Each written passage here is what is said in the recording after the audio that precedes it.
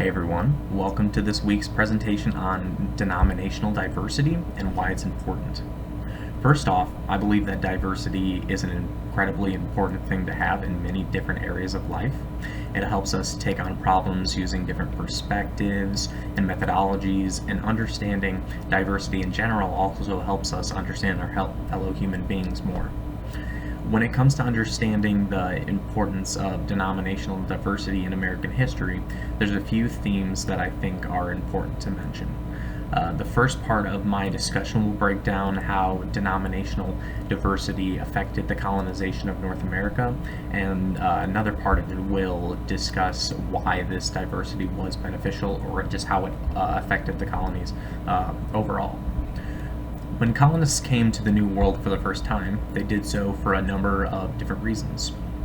It's interesting to look at Plymouth Colony and the Massachusetts Bay Colony specifically because while these two colonies were both Puritan colonies, the Pilgrims were separatists and the Massachusetts Bay Colony were non-separatists. What this means is that the Pilgrims did not believe in the Church of England or in the Reformation of it, while the Massachusetts Bay Colony did believe in the Church of England and what it stood for.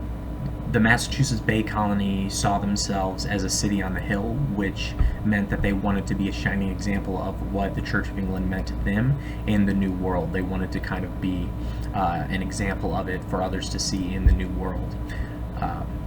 I also definitely recognize that both the Massachusetts Bay colonists and the Plymouth colonists were Protestant, but their beliefs about religion heavily differed in that one supported a large overseeing body and one group felt completely different. The Pilgrims wanted to find their own way in the world, religiously speaking. They believe their beliefs were the right ones and that they would guide them on their path in the New World. To me, Plymouth Colony seemed to be very consistent in terms of their religious practices from the beginning, while it seems that the Massachusetts Bay Colony may have been more lax at first. This would lead to incidences such as Anne Hutchinson's banishment from the colony, and the Massachusetts Bay Colony beginning to tighten things up religiously after that point. Hutchinson would eventually end up in Providence Colony, interestingly enough, which would play host to a number of different individuals from different Christian denominations and other religions, such as Jews. Quakers and Baptists also call it Providence Colony home, which I found to be really interesting. Providence Colony is definitely another colony that's worth looking into if you're interested in learning more about religion in the colonies.